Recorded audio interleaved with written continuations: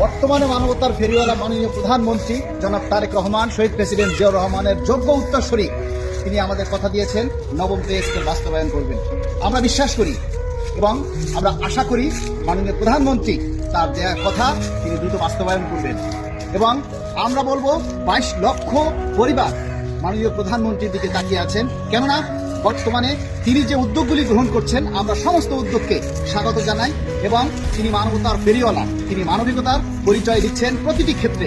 তারই ধারাবাহিকতায় আমরা চাইব আমাদের যে 10 বছরের চাওয়া নবম পে স্কেল, দীর্ঘদিন থেকে আমরা বঞ্চিত, দ্রব্যমূল্যের সাথে আমরা পাল্লা দিয়ে কর্মচারীরা আর টিকে থাকতে পারছি না মাননীয় প্রধানমন্ত্রী।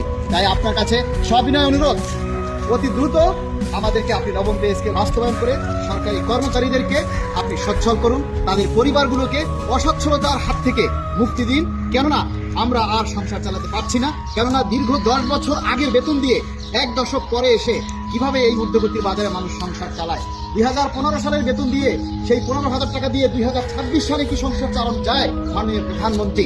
আমরা আশা করব যত সংসদ সদস্য আছেন, মন্ত্রী, প্রতিমন্ত্রী মহোদয় আছেন, আপনাদের সকলের কাছে 22 লক্ষ পরিবারের পক্ষ থেকে আমরা মিনতি জানাই, আপনারা দ্রুত আমাদের এই পে স্কেল বাস্তবায়ন করুন। এবং আমরা চাই 12 তারিখ যে সংসদ অধিবেশন হতে যাচ্ছে সেই মহান সংসদ অধিবেশনেই যেন আমাদের এই পে স্কেলের বিল পাশ করে আমাদের যাতে দ্রুত পে স্কেলের গেজেট প্রকাশ করে সরকারি কর্মচারীদের মনে স্বস্তি ফিরিয়ে দিন, তারা যেন সকল চিন্তা ভাবনা বাদ দিয়ে রাষ্ট্রের উন্নয়নের জন্য কাজ করতে পারে।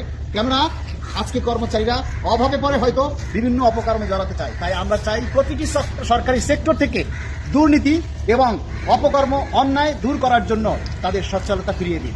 কর্মচারীরা যদি অভাবমুক্ত হয় তাহলে সে কখনোই কোনো দুর্নীতি বা অপকর্মের কথা মাথাতেও আনবে না। তাই আমরা মনে করি এই পে স্কেল বাস্তবায়ন হলে সরকারি সেক্টর থেকে 90% দুর্নীতি দূর হয়ে যাবে মাননীয় প্রধানমন্ত্রী। তাই আমরা আপনার কাছে সবিনয় অনুরোধ করছি, অতি দ্রুত এই সরকারি কর্মচারীদের দুঃখ কষ্টের কথা বিবেচনা করে, মানবিক দিক চিন্তা করে আপনি আমাদের এই পে স্কেল বাস্তবায়ন করে দিন। আমরা 22 লক্ষ পরিবার আপনার জন্য দোয়া করব। ধন্যবাদ মাননীয় প্রধানমন্ত্রী, ধন্যবাদ।